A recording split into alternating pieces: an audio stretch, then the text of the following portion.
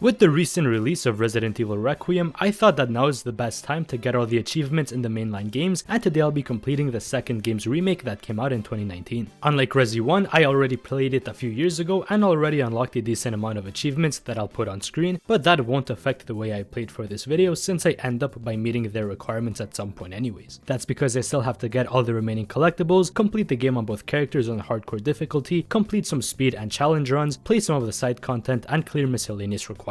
With all that being said, let's get started with playthrough number 1, Leon Scenario A on normal difficulty, which is mainly focused on getting any missed collectibles and knocking out some gameplay related achievements. The game starts with rookie police officer Leon S. Kennedy on his way to Raccoon City for his first day on the job when he stops at a gas station to fill up his car. After seeing an abandoned police car, we investigate some weird noises coming from the store where we find a missing cop being killed by a zombie. After taking it out, we escape the store and run into the game's second protagonist, Claire Redfield. Together we take the cop car and escape towards the city's police station, and on the way we learn that she's the sister of Chris from the first game. We don't make it all the way though, since the car gets wrecked by a massive fuel truck that also blows up and separates the two. We agree to meet up later and go our separate ways for now. After making our way past a bunch of zombies, we make it to the police station where, unsurprisingly, we find no one, so we start looking around. This being a Resident Evil game, most doors are locked and require some keys to unlock, so our ways to progress are limited to one. At its end, we find another police officer trapped behind some shutters, but before we can pull him to our side, he gets whooped by some zombies. At least he left a notebook with what seemed to be instructions on how to solve a puzzle that lead outside the police station. With that, we return to the main hall where we almost receive the same treatment as him, but get saved by the only surviving cop, Lieutenant Branagh. He orders us to escape and to leave him behind since he knows he's already cooked. He also gives us a knife that we use to open up the next section of the station. Before leaving the main hall, I also collected the first of 3 medallions needed to open the secret passage to escape by following the instructions in the journal that we picked up earlier. The area we just unlocked gives access to the 3rd floor where we find our first key that unlocks the station's east wing. Once we make our way back to Branagh, he shows us cam footage of Claire on the other side of the building, but before going to her we get the second medallion found in the library. In the east wing, a helicopter just crashes into the side of the building and we meet up with Claire, but the door won't open and a bunch of zombies show up, so we have to split up once again. We also pick up some bolt cutters and a valve handle. The handle is used to clear some steam blocking a path leading to the STAR's office where we find a battery, whereas the bolt cutters are used to open a room with a detonator in it. Combining the two makes it usable with some C4 in a storage room, which blows open the way to the final metal. Putting all 3 in the statue in the main hall opens up the path to the underground section. Making our way through the underground facility, we run into the first boss of the game, William Birkin in his first form. The fight is pretty easy since all you have to do is leash him around the arena and shoot the big ass eye on his shoulder while avoiding his slow and predictable attacks, and after dealing enough damage he falls over the railing deeper into the facility. Progressing a bit further leads to the police station's garage. We need to open the main door to leave, but it's blocked and requires a keycard, which is our next main objective. While checking it out, we also get attacked by a zombie dog, but get saved by an FBI agent who's looking into what's happening in the city. After a bit of looking around, we meet a guy who's locked in a cell who tries to cut a deal with us, free him in exchange for a keycard to the garage door. We're hesitant to agree, but before we can make up our mind, a hand breaks through the wall and crushes his head, so now the only way to get the card is to turn on the power and open the cell. Also, the FBI lady shows up, says that the guy was an informant, and we learn that her name is Ada. With her new goal of turning on the power, we start looking around for 2 electrical components needed to do so. The first one is nearby in the station's power room, where we also unlock a door leading back to the main building. The next one, found in the station's clock tower, will need a bit more effort to get though. In the 3rd floor storage room, I pick up a big metal gear needed later. We then head for the roof where I pick up a new key needed to progress. After that, I put out the helicopter fire that's blocking a hallway, but that spawns in a new enemy that will hunt us for the rest of this section, Tyrant or Mr. X, same thing. Even though he's unkillable, we can still run away and lose him for a bit until he finds us again. With the new key, we open a door behind which is a jack handle, which we use to move some bookcases in the library. This gives us access to the 3rd floor balcony, which leads to the clock tower. Using the gear that we picked up, we managed to ring the bell, which knocks down a box with the second electrical component.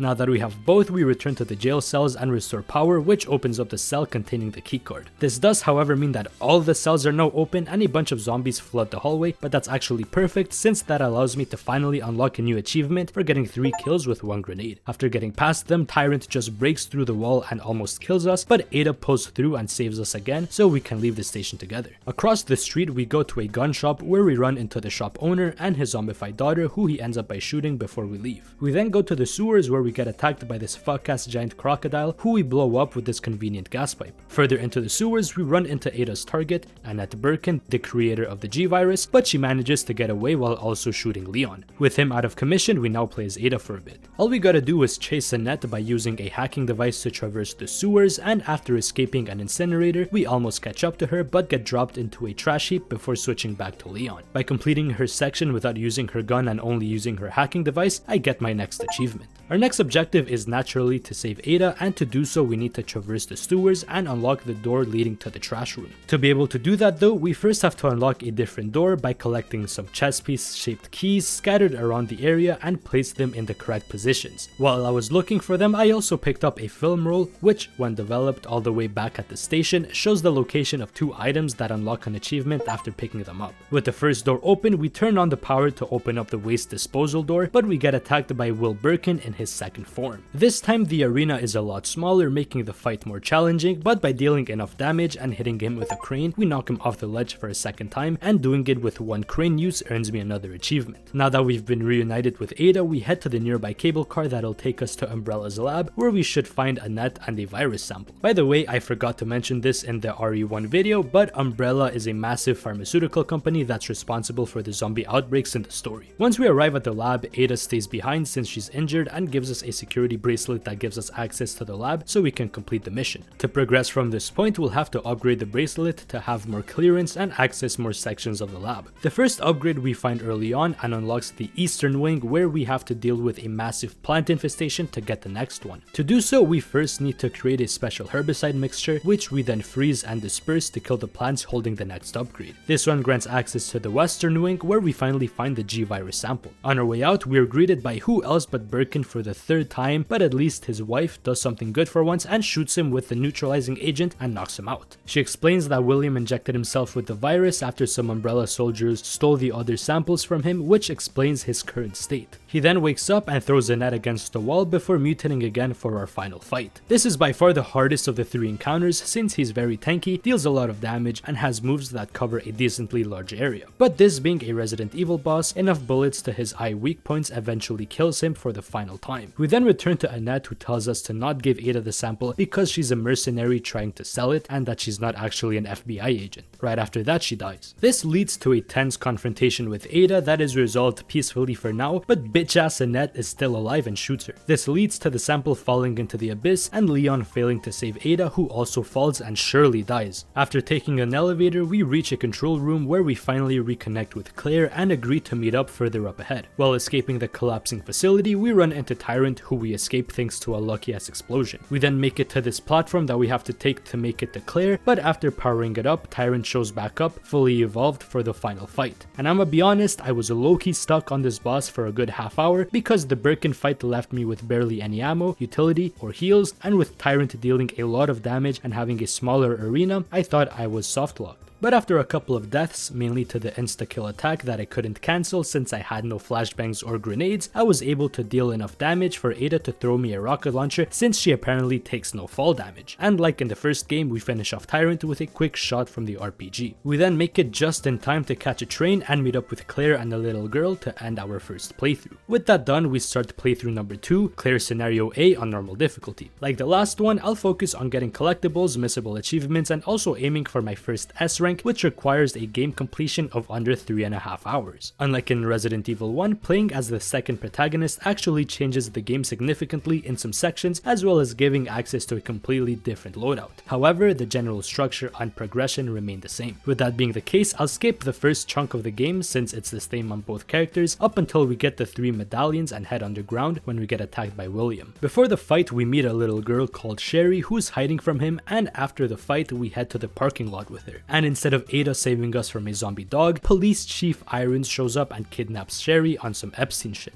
Now we need to get a keycard to leave, but we get it through slightly different means that require the 2 electrical components anyways, but this opens up a different door in the chief's office. After doing so, we receive a call from him saying that he has Sherry locked up at the nearby orphanage before playing as her. Like in Ada's section, there's a missable achievement for completing it in a specific way, this time requiring a 1-minute speedrun of the first room, which is dependent on completing this puzzle really quickly. Even though the solution was simple, it was still a bit frustrating and took a couple of tries because time limits parts make everything harder for no reason. After escaping the room, we play some hide and seek, but get caught before escaping the house. Thankfully though, William pulls up and does this fuck ass shit to Irons to end the section. Back as Claire, we learn that he wants Sherry's pendant, so we make our way over to the orphanage where we destroy the final Mr. Raccoon for another achievement. We also see Irons get chest bursted by whatever Williams put inside him. Underneath the orphanage, we reunite with Sherry but get chased by Tyrant, and at the last second get saved by William again, where we also learn that he's her dad, obvious as it was. Then the elevator falls, knocking us out, and we have the displeasure to wake up to Annette being a bigger bitch than usual, showing complete disregard for her daughter's safety and caring more about her research. The sewer section is the same, with Sherry replacing Ada in the waste disposal room. After beating William again, we save Sherry but learn that she's been infected, so we take her to the lab to get treated. The section is the exact same up until we get to the west wing to get the cure, where we use her pendant to unlock the container. Then Annette gets whooped, we fight William, cure Sherry, Annette dies, and we leave the lab. But instead of riding a platform and fighting Tyrant, we ride another platform with a train car and fight William once again with a minigun, which was significantly easier. After he dies for good this time, Leon pulls up and the game ends to unlock Claire's S rank achievement. Playthrough number 3 will be a Leon B scenario on normal, while also aiming for the remaining collectibles, the 3-hour S rank, and beating the game in under 14,000 steps. For both characters, scenario B picks up right after the helicopter crash from outside the police station and is required for the true ending. Besides that though, it's pretty much the same as all the playthroughs before, so I'm just going to skip to the relevant part where I got the last collectible for its corresponding achievement. Then, all the way at the end, we fight William for the 100th time, though fight might be a bit of an overstatement. After decoupling the car that he was in, it blows up and actually kills him this time, allowing all 3 characters to finally escape to end the game for the 2 achievements I mentioned earlier. The next playthrough exists solely for 2 achievements, a no heal run and a no item box run that I'll do on Leon assisted difficulty to make it as easy as possible. The no box restriction is the easier one of the 2 to deal with, since by this point I know the route and when to pick up items fairly well, and not needing to pick up healing items makes inventory management a lot easier. The no heal one is a bit harder though, but since I'm playing on assisted, I automatically regen health up to yellow status, which is roughly half health, so it really wasn't that bad up until the Tyrant fight.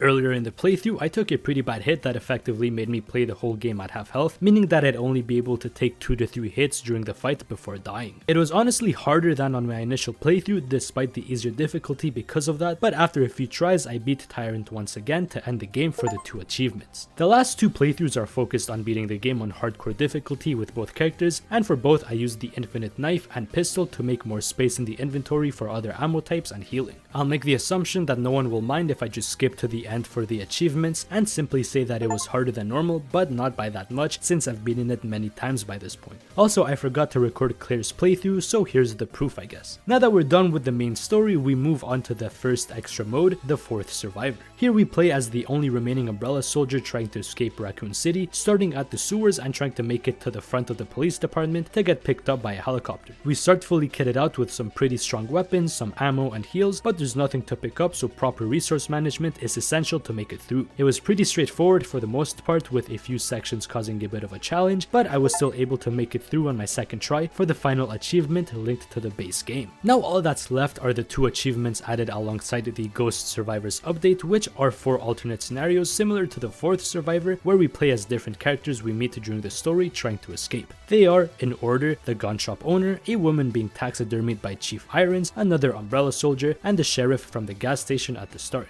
The 4th one is unlocked after beating the first 3, even on practice mode, which is what I did to make things go faster, and for that reason I will also skip them since they're pretty much just reskinned 4th Survivor. In terms of achievements, the first one is for destroying all Mr. Raccoons in these missions, which is also doable in practice mode. And for the final achievement, I have to beat the sheriff's mission normally. This one's different from the others and is more like COD Zombies, since we have to survive 100 zombies coming in waves in this small ass room with occasional resource drops that have weapons, heals, and useful items. There were a few close calls, but with alright aim, good item management, and holding onto the rocket launcher until the end, I was able to beat it on my first try to earn the game's hardest achievement to complete Resident Evil 2. Overall, I'd say that this game is a massive improvement on the first one in every way, like area design, story, characters, differences between playthroughs, and the bonus of having modernized controls, as well as having an inventory space above single digits. In terms of achievements, I'd also say it's better with the extra game modes, more interesting challenge runs, and actual gameplay trophies that aren't a simple fetch quest. It was also a satisfying level of challenge requiring good game knowledge and decent skill, especially for the last achievement, but it was at no point frustrating except for the 1-minute room speedrun during Sherry section, so I'd give it a solid 5 out of 10 in terms of difficulty, and it took roughly 25 hours to do. The next video will be on Resident Evil 3 Remake, so make sure to subscribe to not miss it, and like or comment to let me know what you thought about this video and what other games you'd like to see me complete in the future. Thanks for watching, and until next time, have a good one.